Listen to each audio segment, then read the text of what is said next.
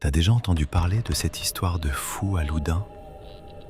Franchement, assieds-toi, parce que c'est probablement l'un des trucs les plus hallucinants qui se soit passé en France. On est au tout début du XVIIe siècle, et il faut que tu imagines un peu l'ambiance. Une ville de province avec des rues pavées, des églises partout, et surtout, des gens qui s'ennuient à mourir et qui se détestent cordialement. C'est là que tout commence, dans ce terreau parfait pour les coups bas et les hystéries collectives. Au centre de tout ça, t'as un gars, Urbain Grandier. Faut que je te parle de lui, parce que sans lui, il n'y a pas d'histoire. Ce n'est pas ton curé de campagne classique, un peu bedonnant et effacé. Non, Grandier, c'est une star. Il est grand, il est beau mec, toujours sapé comme un prince avec des soutanes impeccables. Et surtout, il est brillant. Il a fait ses études chez les jésuites à Bordeaux, et crois-moi, ils lui ont appris à parler. Quand il monte en chaire pour prêcher, tout le monde se tait. Il a une éloquence qui met les autres prêtres au tapis, genre chaos technique. Mais le problème avec Grandier, c'est qu'il le sait, et il est orgueilleux comme pas deux. Il ne supporte pas la contradiction, et il traite ses ennemis avec un mépris qui te glace le sang.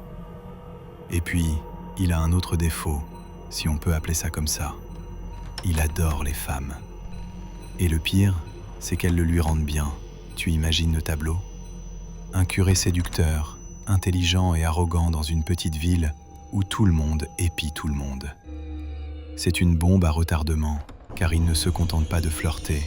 Il va voir les femmes et les filles des notables. Et ça ne passe pas. Il a tous les maris et les pères de famille à dos, qui n'attendent qu'une chose, le voir tomber. En face de lui, t'as une clique d'ennemis qui commence à s'organiser, et il y a d'abord un certain Mignon. Lui, c'est un chanoine, un prêtre aussi, mais le genre petit, aigri et ambitieux. Il avait perdu un procès contre Grandier pour une histoire de maison, et Grandier, fidèle à lui-même, l'avait humilié publiquement après sa victoire. Mignon, il a la haine tenace. Ensuite, t'as Trinquant, le procureur du roi. Lui, c'est encore plus glauque. Il a une fille que Grandier fréquentait d'un peu trop près. La gamine tombe enceinte, et pour sauver les apparences, c'est une amie à elle, Marthe le Pelletier, qui se dévoue pour dire que l'enfant est le sien. Trinquant est furieux. Il fait même arrêter Marthe pour la forcer à avouer qui est le père. Mais tout le monde à Loudun a compris que c'est l'œuvre du curé. Trinquant est mortifié. C'est l'humiliation totale pour sa famille. Donc voilà le décor. Un curé brillant, mais détesté par les puissants, et une bande de notables prêts à tout pour se venger. C'est là qu'interviennent les religieuses, car en 1626, une communauté d'Ursulines débarque à Loudun. Ce sont des filles de bonne famille, mais leur couvent est fauché comme les blés. Elles vivent dans une maison louée qui a, tiens-toi bien, la réputation d'être hantée. Au début, c'est juste une ambiance un peu lourde, et les jeunes religieuses, qui s'ennuient fermes, commencent à faire des blagues pour effrayer les plus vieilles. Elles montent sur le toit, font du bruit dans les greniers, volent des jupes la nuit, des gamineries de pensionnat, quoi. Une pensionnaire, Marie Aubin, racontera plus tard qu'elle ouvrait les portes en douce pour laisser passer des soi-disant fantômes. Mais Mignon, le chanoine aigri dont je t'ai parlé, devient leur confesseur après la mort de leur premier directeur. Et là, le gars a un éclair de génie, ou de folie, ça dépend comment on voit les choses. Il se dit « Attends, ces gamines qui jouent à se faire peur, je peux m'en servir. » Au lieu de leur dire d'arrêter leurs bêtises, il commence à leur mettre dans la tête que ce ne sont pas des jeux, mais que c'est le diable qui les attaque. Il voit là le moyen parfait pour se faire passer pour un saint exorciste et, cerise sur le gâteau, pour détruire Grandier.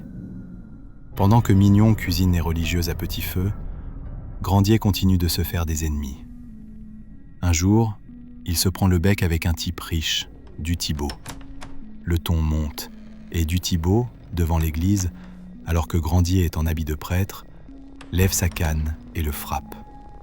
C'est un scandale absolu, frapper un prêtre. C'est grave. Alors Grandier, blessé dans son orgueil, décide d'aller porter plainte directement au roi, à Paris. Il se dit qu'il aura plus de chance là-bas qu'avec les juges locaux qui le détestent, mais c'est une grosse erreur.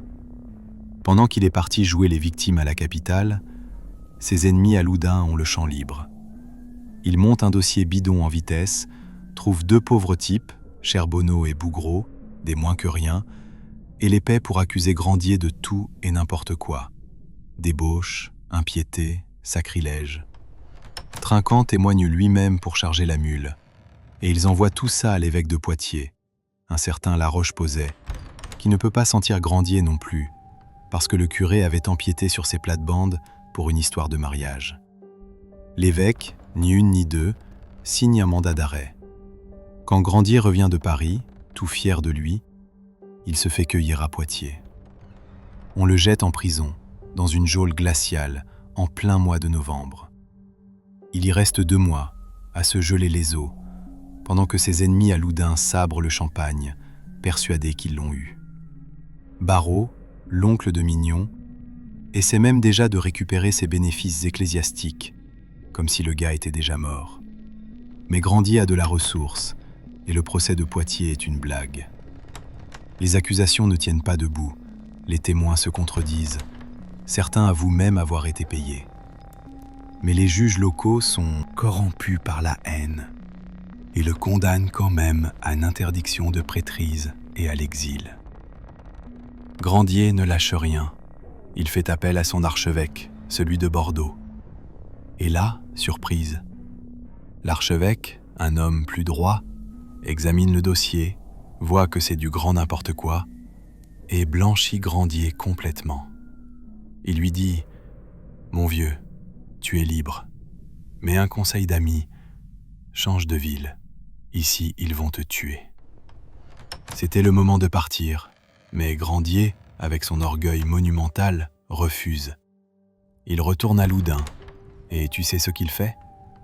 Il rentre dans la ville avec une branche de laurier à la main, en mode vainqueur. C'est de la provocation pure, et pour ses ennemis, c'est la goutte d'eau. Ils comprennent que la justice normale ne suffira pas, et qu'il faut passer à la vitesse supérieure. C'est là que Mignon active son plan B, les religieuses.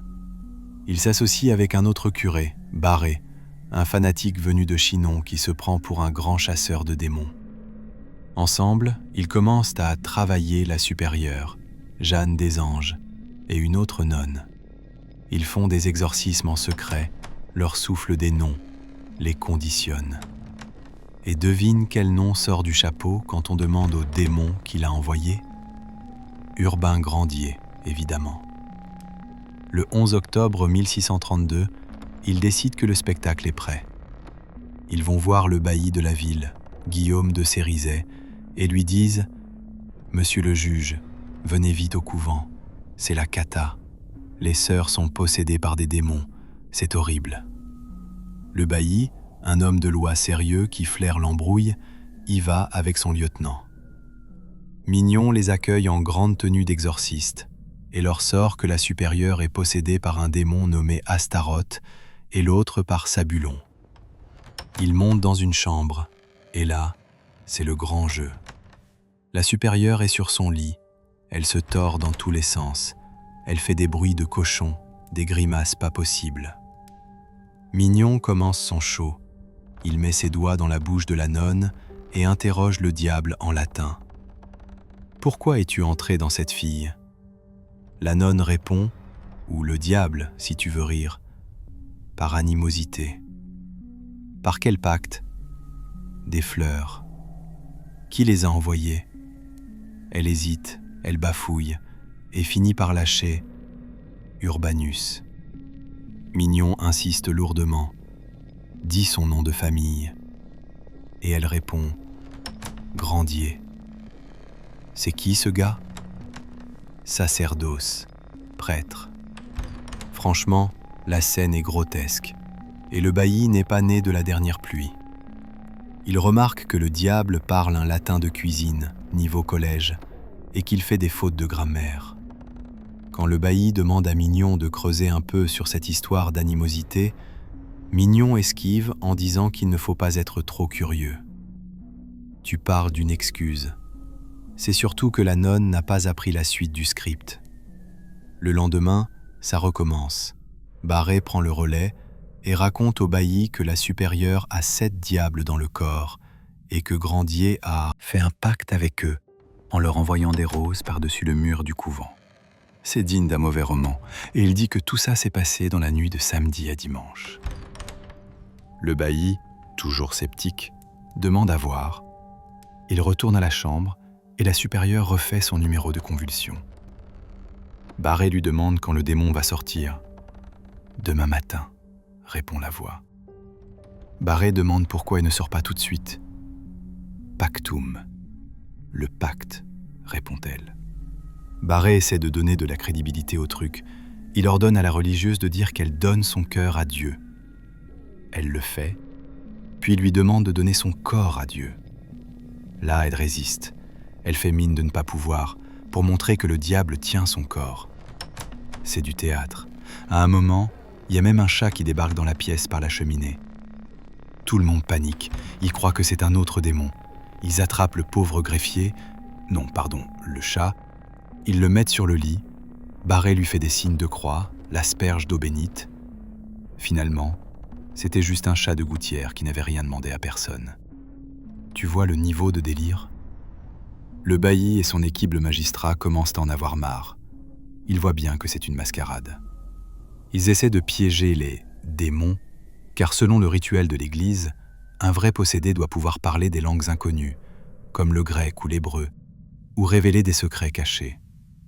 Alors le bailli dit « Ok, si c'est un diable, qu'il parle grec ».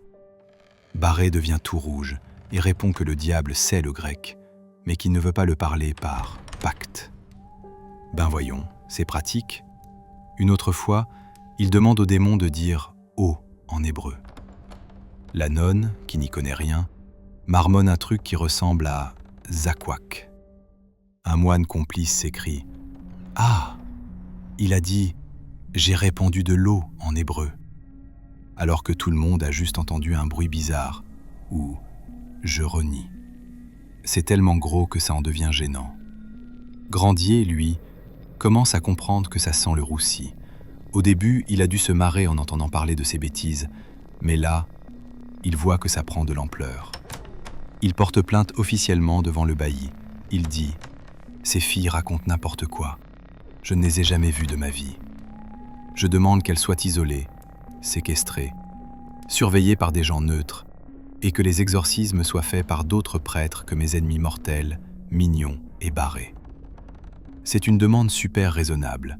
C'est la base de la justice. Si elles sont vraiment possédées, ça se verra même sans Mignon pour leur souffler les réponses, non ? Le bailli est d'accord. Il ordonne que les religieuses soient séparées et mises dans des maisons différentes, sous la garde de médecins et de femmes de confiance, et que personne ne puisse les approcher sans permission. C'est la panique chez les comploteurs. Si on isole les filles, si on coupe le lien avec Mignon, la comédie va s'effondrer en 2 jours. Alors les religieuses refusent tout net, la supérieure dit qu'elle ne reconnaît pas l'autorité du bailli, que c'est une affaire d'église et qu'elle ne répond qu'à l'évêque de Poitiers. Et l'évêque, tu te souviens, celui qui déteste Grandier, eh bien il couvre tout. Il envoie Barré continuer les exorcismes et ignore les demandes de justice du bailli. Les séances publiques continuent et c'est le chaos. Un jour, Barré donne la communion à la supérieure. Elle fait semblant de ne pas pouvoir avaler l'hostie. Elle tire la langue, elle bave. Barré lui demande par quel pacte le diable est entré. Elle répond « À quoi ?» par de l'eau. Le bailli, qui a un ami écossais à côté de lui, demande au diable de dire « eau » en écossais. Barré s'énerve. Si Dieu le veut, il le fera. Mais le diable reste muet, ou sort son excuse favorite. Nimia curiositas, trop de curiosité. C'est toujours la même chanson. Dès qu'on demande une preuve concrète, le diable devient timide. Le pire, c'est quand ils essaient de faire deviner des choses cachées. Le bailli, un jour, décide de tester le démon pour de bon. Il demande « Où est Grandier en ce moment précis ?» La question est légitime. Un diable est censé tout voir. La possédée, après avoir tremblé un peu, répond « Il est dans la grande salle du château. » Le bailli sourit. Il sait qu'il l'a eu. Il dit « C'est faux. Avant de venir, j'ai envoyé quelqu'un vérifier. » Il envoie des gens sur le champ au château et à d'autres endroits. Ils reviennent et rapportent devant tout le monde « Grandier n'est pas au château. Il est chez un ami, Monsieur Morat, et il y est depuis des heures. » La foule commence à murmurer. Le diable s'est planté en beauté. Barré essaie de rattraper le coup en disant que le diable est un menteur, mais ça ne prend pas auprès des gens sensés.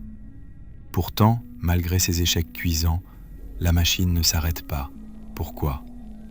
Parce que les ennemis de Grandier ont réussi à faire monter l'affaire jusqu'à la cour. Ils savent que s'ils restent sur le terrain local, avec le bailli qui voit clair dans leur jeu, ils vont perdre. Il leur faut une autorité supérieure qui écrasera tout. Ils font appel au cardinal de Richelieu. Et là, ils ont un argument de poids. Ils font courir le bruit que Grandier est l'auteur d'une satire cinglante contre le cardinal, une petite brochure qui se moquait de lui quelques années plus tôt. Richelieu, qui a une mémoire d'éléphant et une rancune féroce, ne vérifie même pas. Si Grandier est l'auteur de ce truc, il doit payer. C'est là qu'entre en scène Laubardemont. Retiens bien ce nom. C'est le méchant de l'histoire, le vrai. C'est un conseiller d'État, une créature de Richelieu, envoyé pour faire le sale boulot. Il était déjà dans la région pour raser le château de Loudun. Richelieu aimait pas les forteresses qui pouvaient résister au roi.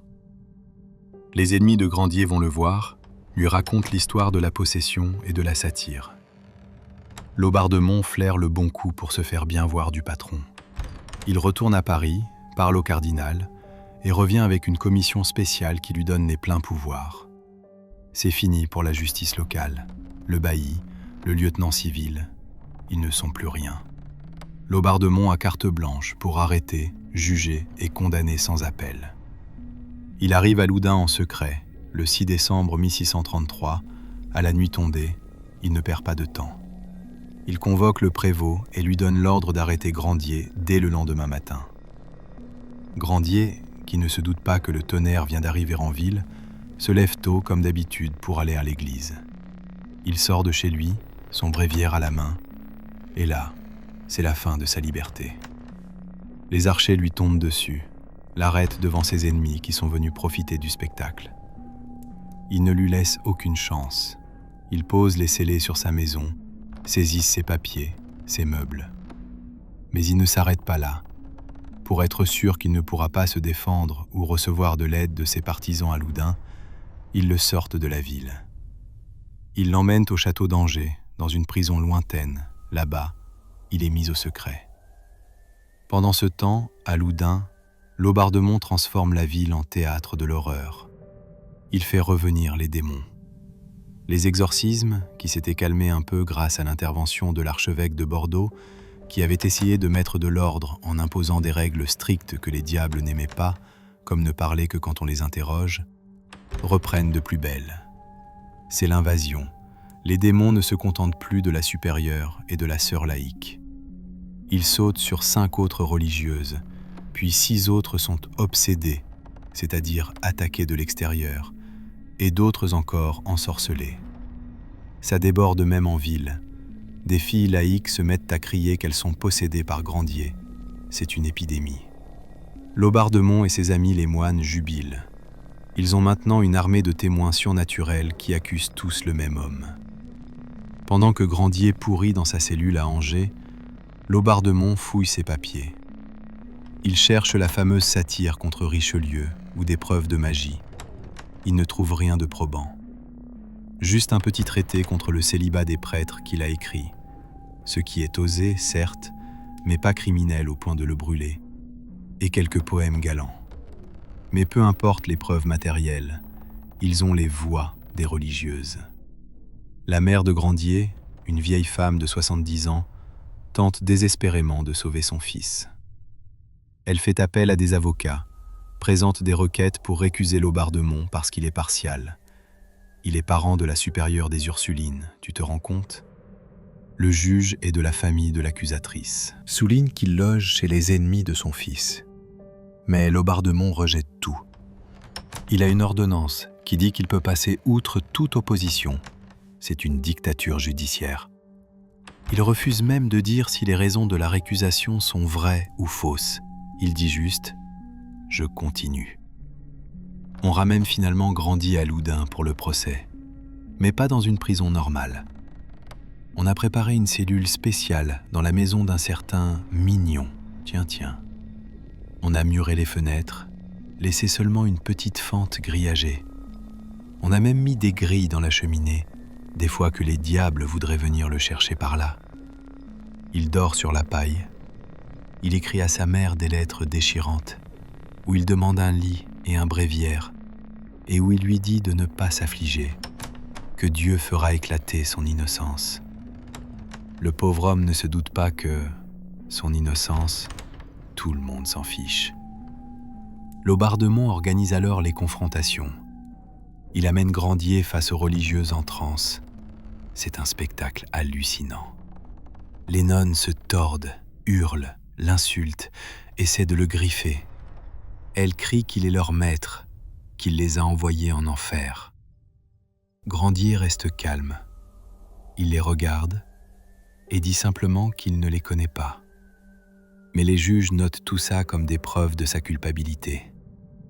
Un jour, pour prouver qu'il est sorcier, on décide de chercher sur son corps les marques du diable. C'est une croyance de l'époque. Le diable marque ses serviteurs par des zones insensibles sur la peau. On rase Grandier entièrement. Cheveux, barbe, poils du corps, tout y passe. Il est nu, aveuglé par un bandeau. Un chirurgien nommé Manoury, un ennemi juré de Grandier, le frère d'une des possédées, pour que ce soit bien clair, est chargé de le piquer. Et là, c'est de la torture pure. Manoury a une sonde truquée. Quand il veut montrer que Grandier est insensible, donc coupable, il utilise le bout rond de la sonde qui rentre dans le manche, donc ça ne pique pas, et Grandier ne dit rien. Quand il veut montrer que les autres parties sont normales, il retourne la sonde et enfonce une aiguille de plusieurs centimètres dans la chair jusqu'à l'os. Grandier hurle de douleur et Manoury triomphe. Vous voyez ? Là il sent. Là il ne sent pas. Parce que je ne le pique pas vraiment, mais chut, c'est la marque du diable. Dehors, les gens entendent les cris du prêtre qu'on torture sous couvert d'expertise médicale. Laubardemont ne s'arrête pas là. Il veut des miracles pour impressionner la galerie. Les exorcistes promettent que les démons vont faire des trucs incroyables. Un démon nommé Asmodée promet d'enlever la supérieure dans les airs. Le jour J, devant la foule, elle essaie de sauter, mais un spectateur soulève sa robe et voit qu'elle est juste sur la pointe des pieds. Raté.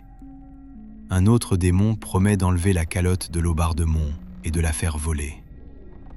Ils ont préparé un fil de pêche pour tirer le chapeau, mais des curieux montent sur la voûte de l'église et trouvent le complice avec le fil à la main. Encore raté. C'est pathétique, mais Laubardemont s'en moque. Il terrorise ceux qui osent rire ou douter. Il publie une ordonnance.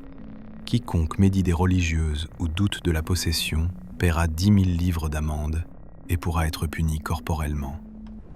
En gros, fermez-la ou on vous brise. Le climat à Loudun est irrespirable. Les bourgeois ont peur. Les protestants, les huguenots, nombreux dans la ville, sont particulièrement visés. On les menace, on leur enlève leur cimetière, on essaie de leur prendre leur collège pour le donner aux religieuses. Parce que maintenant qu'elles sont riches grâce aux aumônes des curieux, elles veulent s'agrandir. C'est une guerre totale contre tout ce qui n'est pas dans le camp des fanatiques. Et au milieu de tout ça, Grandier attend la fin. Il a compris qu'il n'y aurait pas de justice. Il a rédigé un non-mémoire pour sa défense, rappelant que Dieu ne peut pas permettre au diable de contrôler le monde à ce point, que les témoignages des démons ne valent rien. La Sorbonne l'avait même dit en 1620. On ne doit pas croire le diable, c'est le père du mensonge. Mais ces juges ne lisent même pas ses défenses. Ils ont leur ordre de mission, le tuer. Voilà où on en est.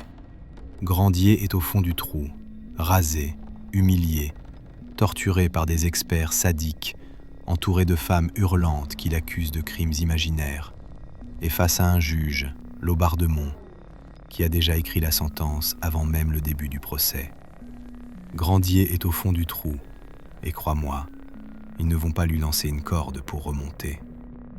Laubardemont, ce type froid et calculateur envoyé par Richelieu, tient sa proie, et il compte bien en faire un exemple retentissant. On est au début de l'année 1634, et l'instruction du procès reprend de plus belle.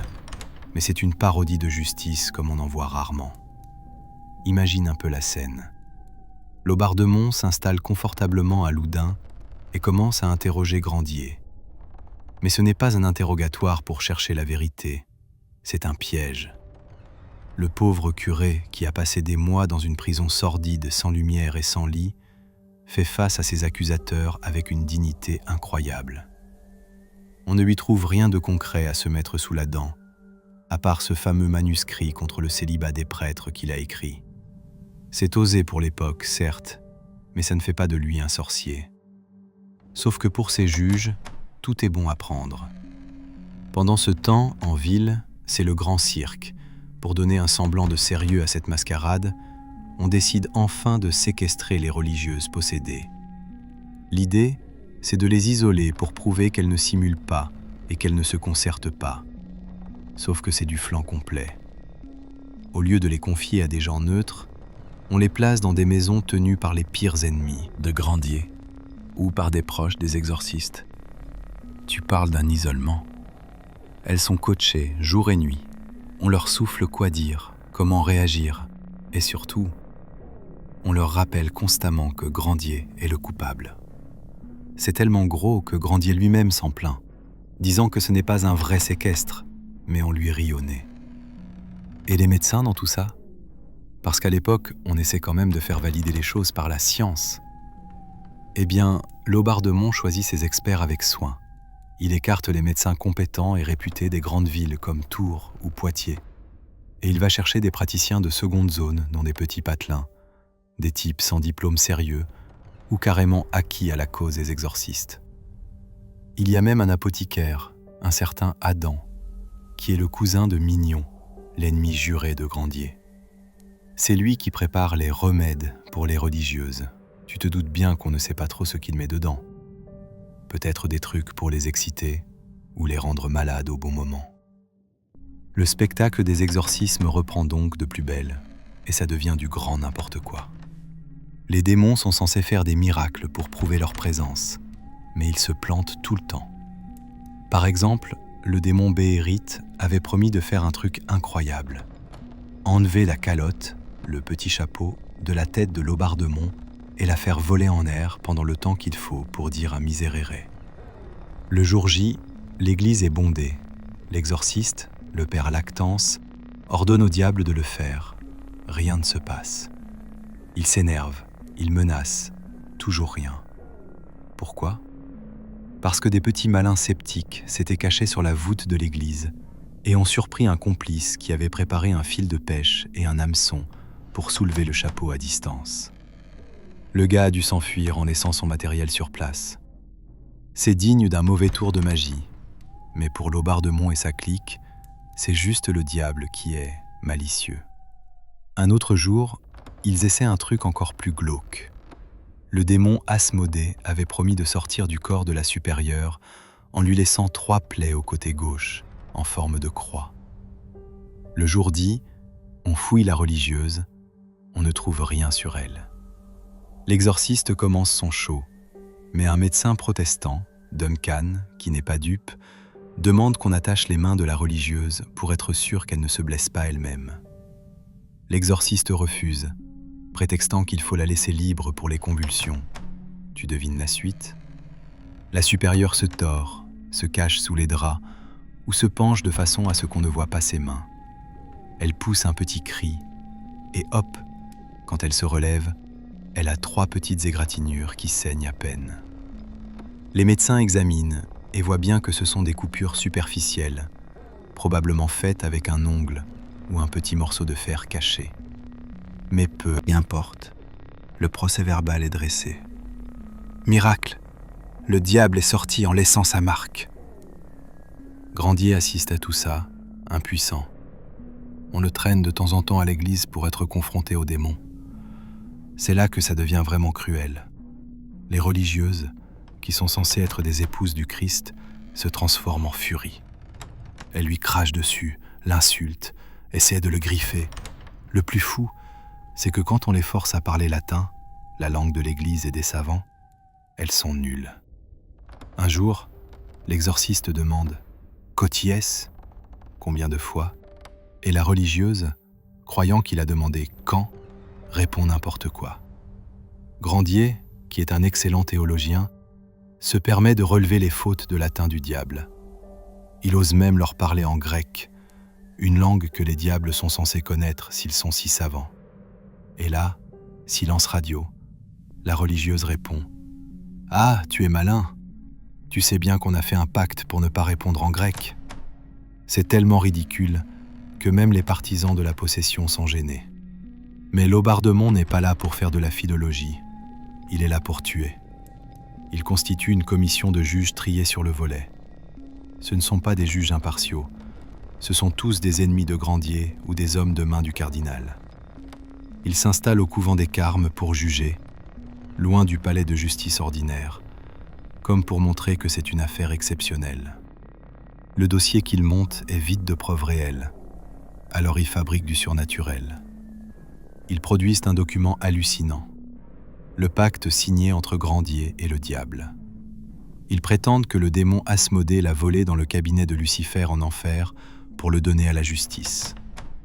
Le texte est écrit à l'envers, en caractères bizarres, et signé avec du sang.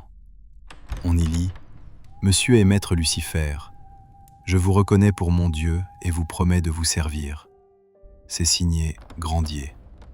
Franchement, qui peut croire qu'un tribunal accepte un papier venant soi-disant de l'enfer comme pièce à conviction ? Eh bien, eux, ils le font. Le 18 août 1634, c'est le grand jour, ou plutôt le jour le plus sombre. Les juges se réunissent très tôt le matin. Ils n'ont même pas besoin de délibérer longtemps. La sentence est déjà prête. Ils déclarent Urbain Grandier dûment atteint et convaincu du crime de magie, maléfice et possession. La punition, amende honorable tête nue, la corde au cou devant l'église, puis être brûlé vif sur la place publique. Et comme si ça ne suffisait pas, ils ordonnent qu'il soit soumis à la question ordinaire et extraordinaire avant l'exécution. C'est la torture, pure et simple, pour lui faire avouer les noms de ses complices. Ils vont chercher Grandier dans sa prison. Imagine l'état du bonhomme. Il sait que c'est fini. On lui lit sa sentence. Il ne bronche pas. Il garde une dignité qui enrage ses bourreaux. Il prend la parole et dit « J'atteste Dieu le Père, le Fils et le Saint-Esprit que je n'ai jamais été magicien. » Il jure qu'il n'a jamais commis de sacrilège. Il supplie ses juges de modérer la rigueur de son supplice, non pas pour sauver sa vie, mais pour ne pas pousser son âme au désespoir par la douleur. Mais Laubardemont n'a aucune pitié. Il fait évacuer la salle des dames qui étaient venues assister au spectacle, comme à une pièce de théâtre, dont sa propre femme, assise au premier rang. Ensuite, c'est l'horreur. On prépare Grandier pour la torture. La méthode choisie à Loudun, c'est les brodequins.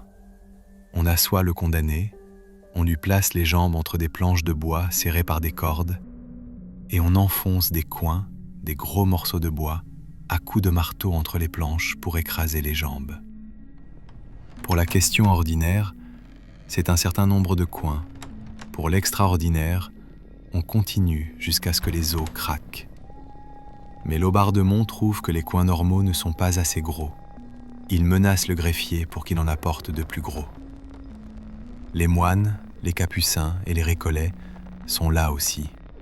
Ils ne sont pas là pour le consoler, mais pour exorciser les instruments de torture, au cas où le diable les rendrait moins douloureux.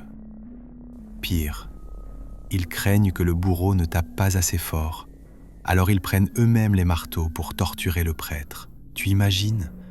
Des hommes de Dieu qui fracassent les jambes à confrères en hurlant des prières. Grandier souffre le martyre. Ses jambes sont broyées, la moelle sort des os. Il s'évanouit plusieurs fois de douleur. À chaque fois qu'il revient à lui, on lui demande « Avoue, donne tes complices !» Mais il ne lâche rien. Il répète inlassablement qu'il est innocent, qu'il n'a pas de complices puisqu'il n'a pas commis de crime. Il prie Dieu de lui donner la force. Il ne maudit même pas ses tortionnaires.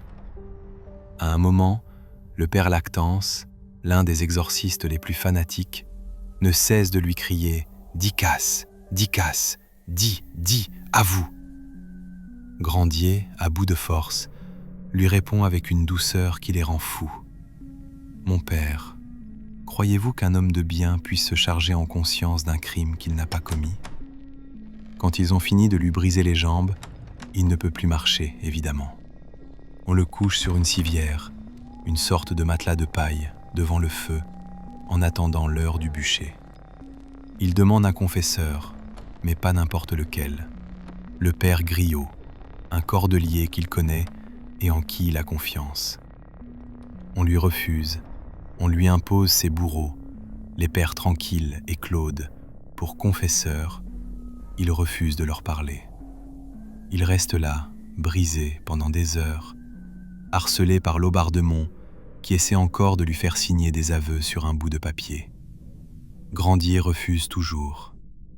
Vers la fin de l'après-midi, on le sort. Comme ses jambes sont embouillies, on le met dans une petite charrette, l'emmener devant l'église Saint-Pierre. C'est son église, là où il prêchait. On essaie de le mettre à genoux pour l'amende honorable, mais il tombe sur le visage, incapable de tenir. Il ne se plaint pas. Il attend qu'on le relève. Dans la foule, il aperçoit des visages connus, des paroissiens. Il leur demande de prier pour lui. Il voit même le père Griot, son ami, qui s'approche en pleurant et l'embrasse. Grandier lui dit « Souvenez-vous que Jésus-Christ est monté à son Père par les tourments. Je m'en vais avec la consolation de mourir innocent. » Mais les archers poussent brutalement le père Griot pour l'empêcher de donner l'absolution ou trop de réconfort. Le cortège arrive enfin place Sainte-Croix. C'est noir de monde. Il y a des gens venus de toute la France et même de l'étranger pour voir ça. L'espace est si bondé que les archers doivent taper avec leurs hallebardes pour faire reculer la foule. Il y a même un incident bizarre. Une volée de pigeons vient tourner autour du bûcher. Les fanatiques crient que ce sont des diables venus chercher l'âme du magicien. Les autres y voient un signe d'innocence. On attache Grandier au poteau, sur un siège de fer, le dos tourné à l'église. Le lieutenant criminel lui avait promis une grâce. Il devait être étranglé avant que le feu ne prenne, pour lui épargner les souffrances des flammes. C'était la coutume pour ceux qui ne confessaient pas, mais qu'on voulait miséricordier. Le bourreau avait préparé la corde autour de son cou, mais les moines veillaient. Quand le bourreau a voulu serrer la corde, il s'est rendu compte qu'il y avait des nœuds dedans. Impossible de la serrer. Les moines l'avaient sabotée. Grandier comprend qu'il a été trahi une dernière fois. Il crie « Est-ce là ce qu'on m'avait promis ?» Le père Lactance, ce moine enragé, prend alors une torche de paille, l'allume et la lui met directement sous le nez en hurlant. « Ne veux-tu pas te reconnaître malheureux et renoncer au diable ?»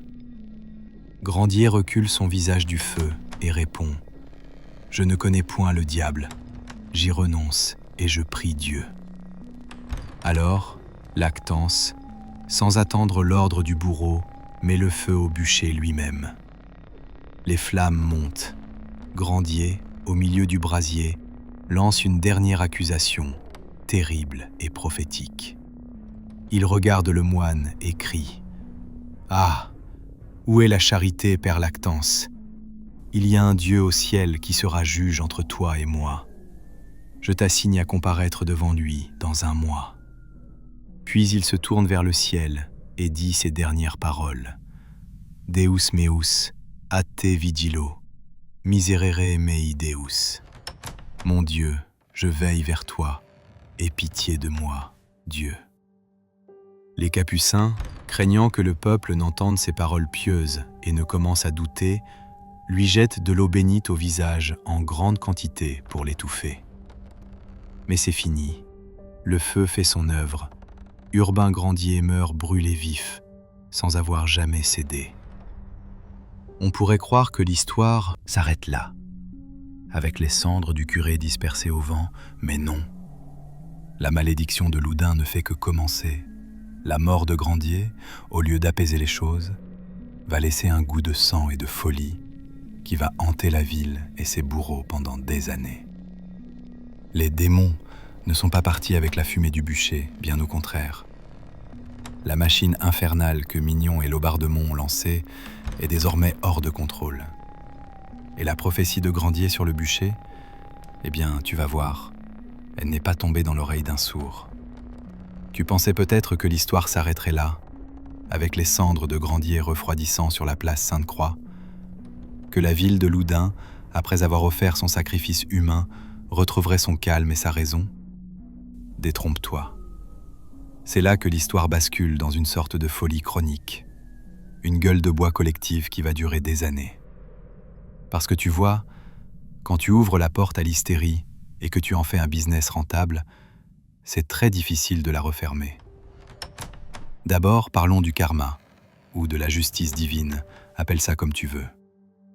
Grandier, sur le bûcher, avait lancé une assignation à comparaître devant Dieu au Père Lactance, ce moine recollet qui avait allumé le feu avec tant de haine.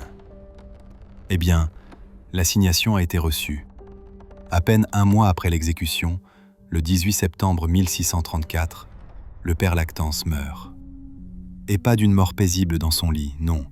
Il meurt en hurlant, en proie à des terreurs hallucinantes, persuadé d'être lui-même attaqué par les démons. On raconte qu'il ne voyait que du feu et des diables autour de lui. Pour les partisans de Grandier, c'était la preuve ultime de son innocence et de la culpabilité de ses bourreaux. Mais les moines, jamais à court d'explications tordues, ont prétendu que le diable se vengeait sur ce saint homme parce qu'il l'avait trop bien combattu. Tu parles d'une pirouette. Et il n'est pas le seul, le chirurgien Manoury, celui-là même qui avait torturé Grandier avec sa sonde truquée pour trouver les marques insensibles, a eu une fin digne d'un film d'horreur. Un soir, alors qu'il rentrait chez lui vers 10 heures, traversant une rue sombre près du château, il s'est arrêté net. Il s'est mis à trembler, les yeux fixés sur le vide. Il hurlait « Ah, voilà Grandier, que me veux-tu » Ses compagnons ont essayé de le calmer, mais impossible. Il est rentré chez lui en délire, s'est mis au lit et n'en est plus jamais ressorti vivant. Il est mort quelques jours plus tard, toujours en train de repousser le fantôme du curé qu'il croyait voir au pied de son lit. Même le père Tranquille, le grand prédicateur capucin qui avait pris la relève, n'a pas été épargné. Lui, il a tenu un peu plus longtemps, jusqu'en 1638. Mais sa fin a été atroce. Il criait que les diables le déchiraient de l'intérieur, il vomissait des ordures, il tirait une langue de serpent et faisait des crises, bruit de sifflement. Les moines autour de lui disaient qu'il était un martyr, que l'enfer s'acharnait sur lui parce qu'il était trop vertueux. Ils ont même écrit sur sa tombe que les démons, ne pouvant supporter son courage, l'avaient fait mourir par vexation. Mais pour les gens sensés de Loudun, c'était surtout la conscience d'un homme qui craque après avoir participé à un crime judiciaire. Imagine l'ambiance à ses funérailles. La foule s'est jetée sur son cadavre pour arracher des morceaux de sa robe comme des reliques, manquant de le mettre à nu et de renverser le cercueil. L'hystérie était totale. Mais revenons aux vivants, parce que le spectacle doit continuer. Pourquoi ? Parce que c'est devenu une affaire d'État et une affaire d'argent. Le roi versait des pensions énormes pour l'entretien des exorcistes et des religieuses. Les Ursulines, qui crevaient de faim au début de l'histoire, nageaient maintenant dans l'abondance. Elles recevaient des dons de toute la France. La supérieure, Jeanne des Anges, était devenue une star. On venait de loin pour la voir, pour lui parler, pour voir les démons la secouer.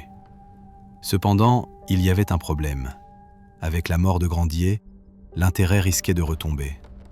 Il fallait du sang neuf, de nouveaux miracles. de nouveaux acteurs. C'est là qu'arrivent les jésuites. Ils avaient été un peu mis sur la touche par le père Joseph, l'éminence grise de Richelieu, qui préférait les capucins, jugés plus maniables. Mais après la mort de Lactance, il fallait des pros. On envoie donc le père Jean-Joseph Surin. Surin, c'est un cas fascinant. Contrairement à Mignon ou Barré, qui semblent être des manipulateurs cyniques, Surin est un mystique, un homme intense, fragile mentalement, qui croit dur comme fer à tout ça. Il arrive à Loudun avec l'intention de vaincre le mal. Résultat, il se fait contaminer. Il passe ses journées avec Jeanne des Anges, il plonge dans son délire et finit par devenir lui-même obsédé. Il écrit des lettres hallucinantes où il explique qu'il a deux âmes en lui, la sienne et celle du démon. Il raconte qu'il ne peut plus manger sans que le diable lui bloque le bras, qu'il ne peut plus prier sans être envahi de rage. Il devient un acteur de la possession autant qu'un exorciste. Il se roule par terre, il hurle, il se fait passer pour le jouet des démons pour, dit-il, comprendre ce que ressentent les nonnes. C'est tragique, c'est un homme qui sombre dans la folie par empathie ou par contagion psychique. Sous la direction de Surin, la possession change de style. On passe de l'accusation judiciaire à la mystique spectacle. Il reste 4 gros démons dans le corps de la supérieure, Léviathan, Béhémo, Balaam et Isaacaroum. Les autres, Asmodée et compagnie, étaient soi-disant partis avant. Il faut les faire sortir, mais avec panache. On organise donc des sorties de démons comme des premières d'opéra. Ça ne se passe plus dans le secret d'un couvent, mais devant des parterres de nobles, de ducs et de princes. Monsieur, le frère du roi, le duc d'Orléans, vient en personne assister au show en mai 1635. Il veut voir du miracle. Les religieuses se surpassent pour lui. La sœur Agnès fait des acrobaties. Elle plie son corps en arc de cercle, touche sa tête avec ses pieds. On appelle ça des souplesses, mais on vend ça comme du surnaturel. Les médecins sceptiques, comme ce brave Duncan de Saumur, expliquent que n'importe quel acrobate de foire fait la même chose, mais personne ne veut les écouter. Le clou du spectacle, c'est Jeanne des Anges. Elle a développé une nouvelle compétence, l'écriture épidermique. Le démon, pour prouver qu'il sort, doit laisser une trace. Pas juste une égratignure cette fois, non, c'est trop facile à contester. Il doit écrire des noms sacrés sur la main de la supérieure, et ça marche. Lors d'un exorcisme, on voit apparaître sur sa main gauche les noms Maria, Jésus, Joseph et François de Sales, en lettres rouges, comme gravées dans la chair. C'est le délire, tout le monde veut voir la main miraculeuse. Jeanne des Anges devient une relique vivante. Elle montre sa main à la grille du parloir, les pèlerins défilent. Mais il y a un hic. Un voyageur un peu curieux, Monconi, passe par là. Il regarde la main. Il trouve que les lettres ont une drôle de tête. Elle s'écaille un peu. Avec son ongle, il gratte légèrement et hop, un bout de la lettre M de Maria s'en va, comme une pellicule de peinture ou d'amidon séché. La supérieure est surprise, mais elle ne se démonte pas. Pour les sceptiques, c'est la preuve que c'est du maquillage, probablement fait avec du sang ou une teinture chimique rafraîchie régulièrement. Pour les croyants, c'est juste le miracle qui est un peu vieux. Ils inventent aussi l'histoire de l'onction magique. Jeanne des Anges raconte qu'elle a eu une vision de Saint Joseph, le nouveau patron à la mode, poussé par les jésuites. Il serait venu la guérir d'une maladie mortelle, probablement une fausse couche ou une maladie simulée, selon les médecins lucides comme Fanton, et lui aurait laissé une onction sur ses vêtements qui sent divinement bon. On découpe des morceaux de sa chemise, parfumés par le saint, pour en faire des reliques qui guérissent tout le monde, y compris la femme de Laubardemont qui avait une grossesse difficile. C'est pratique, ça reste en famille. Pendant ce temps, Laubardemont, l'homme qui a tué Grandier, continue de veiller au grain. Il ne faut surtout pas que la supercherie soit découverte, car ça remettrait en cause l'exécution du curé. Alors, il terrorise la ville. Il utilise son pouvoir pour écraser les protestants de Loudun. Il leur prend leur cimetière. Il essaie de voler leur collège pour le donner aux Ursulines qui manquent de place. C'est une persécution systématique. Les habitants n'osent plus rien dire. Une ordonnance royale. Interdit de critiquer la possession. sous peine de châtiments corporels et d'amendes énormes. En gros, croyez au miracle ou on vous tape dessus. Mais toutes les bonnes blagues ont une fin, et celle-là commence à sentir le roussi, ironiquement à cause de l'excès de zèle d'une autre équipe d'exorcistes. Souviens-toi de Barré, le curé de Chinon qui avait aidé à lancer l'affaire au début. Lui aussi, il a ses possédés à Chinon. Il veut sa part du gâteau, mais il va trop loin. En 1640, une de ses possédées accuse un prêtre local d'avoir abusé d'elle sur l'autel de l'église, en esprit ou par magie. Barré valide l'accusation, sauf que là, il tombe sur un os. L'archevêque de Tours et d'autres prélats plus sérieux, comme le futur cardinal Mazarin, en ont marre de ces délires qui décrédibilisent l'Église. Ils font une enquête sérieuse, ils isolent les filles, les font examiner par des vrais médecins, pas des complices. Et tout s'effondre. On découvre la supercherie. Du sang de poulet utilisé pour simuler des viols, des objets cachés pour simuler des sorts. Barré est condamné, banni de son diocèse et finit sa vie cachée dans un trou. Ses possédés sont enfermés pour le reste de leurs jours. Cet effondrement de l'affaire de Chinon jette un froid glacial sur celle de Loudun. Si c'était faux à 30 km de là, avec les mêmes méthodes et le même exorciste, Barré, alors Loudun. Les gens commencent à ouvrir les yeux, et surtout, l'argent s'arrête.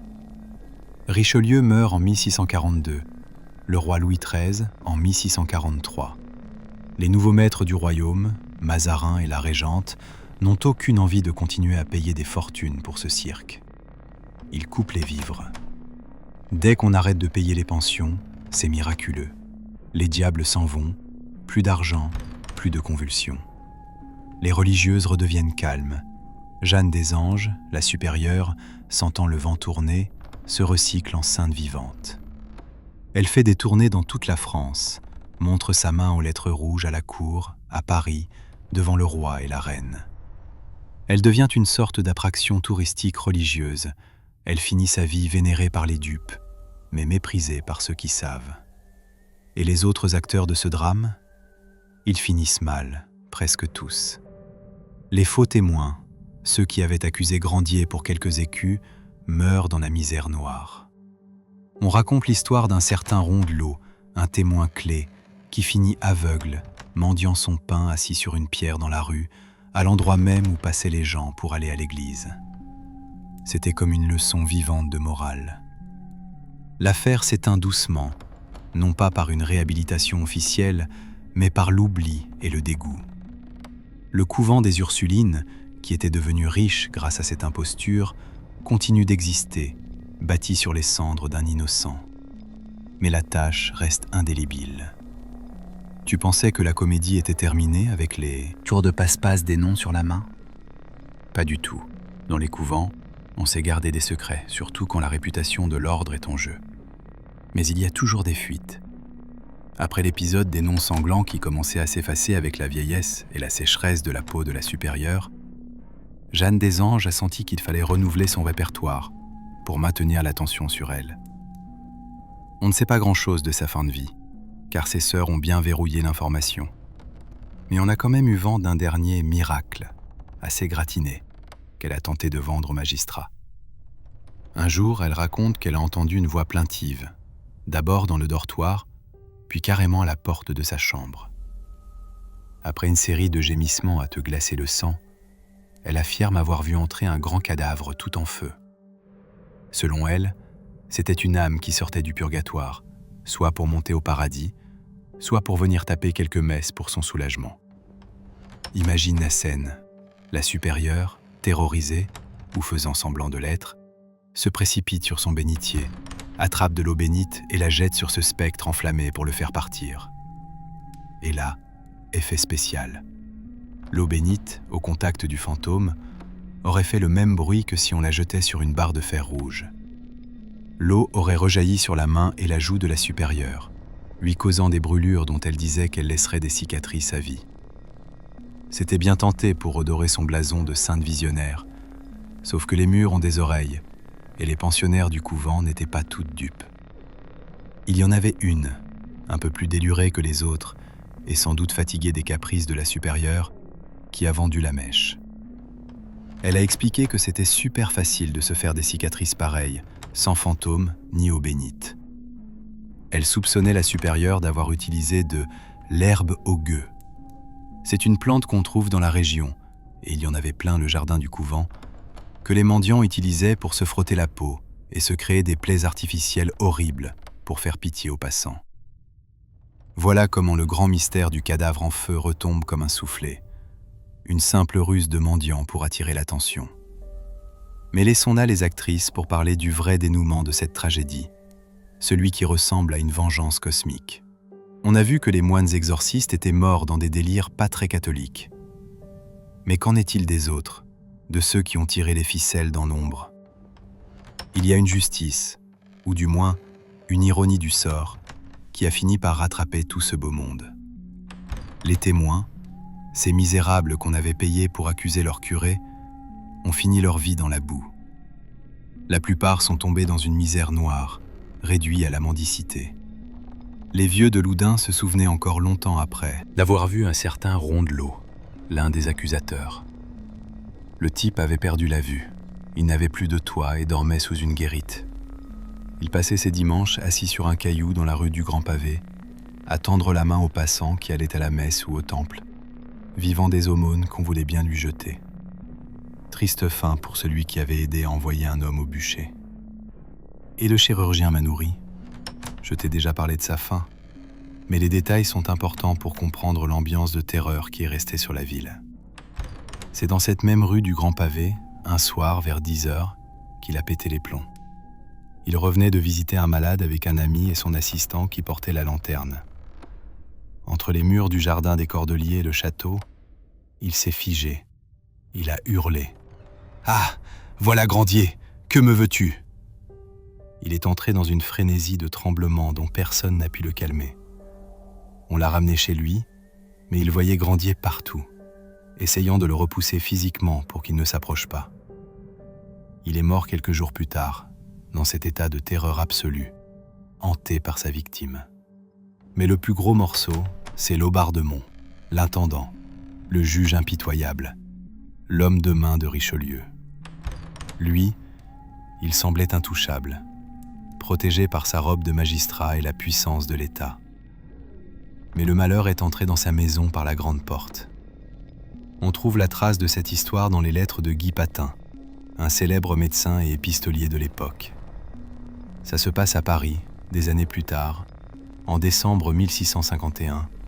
Un soir, vers 9h, un carrosse est attaqué par des voleurs en pleine rue. Ça fait un boucan d'enfer. Les bourgeois sortent. On tire des coups de feu de part et d'autre. L'un des braqueurs est tué sur le coup, laissé sur le pavé, et un de ses laquis est arrêté alors que les autres s'enfuient. Le lendemain matin, on identifie le mort. Et devine qui c'est? C'est le fils de Laubardemont. Le fils du juge qui a brûlé Grandier est devenu un bandit de grand chemin et finit comme un chien dans le caniveau. Pour les gens de l'époque, il n'y a pas de hasard. Patin l'écrit noir sur blanc. Ne voilà-t-il pas une punition divine dans la famille de ce malheureux juge pour expier en quelque façon la mort cruelle et impitoyable de ce pauvre prêtre dont le sang crie vengeance? C'est comme si le sang de Grandier avait traversé les années pour réclamer son dû. L'histoire se termine sur ce sentiment amer et pesant. On a beau avoir voulu étouffer l'affaire, voiler les injustices, les faits sont là. D'un côté, un prêtre brûlé vif qui a montré une constance et une foi inébranlables jusqu'au bout, refusant de maudire, pardonnant à ses bourreaux, mourant avec Dieu sur les lèvres. De l'autre, des accusateurs qui meurent enragés, désespérés, hantés par des visions d'enfer ou frappés par le malheur. Même les moins croyants étaient obligés d'admettre qu'il y avait là quelque chose de louche. Des poètes anonymes ont même écrit des vers pour résumer ce gâchis, comparant Grandier à Hercule, consumé par les flammes à cause des femmes. Ils soulignent l'ironie tragique. L'Angleterre brûle les sorciers que la France canonise, et inversement. Dans l'injuste arrêt qui l'a tué, le seul témoin écouté fut le diable, ce qui est un comble pour un tribunal chrétien. Et pour finir, il y a cette épitaphe cinglante qui a circulé, s'adressant à la foule venue voir le spectacle macabre. Vous tous qui voyez la misère de ce corps qu'on brûle aujourd'hui, apprenez que son commissaire mérite mieux la mort que lui.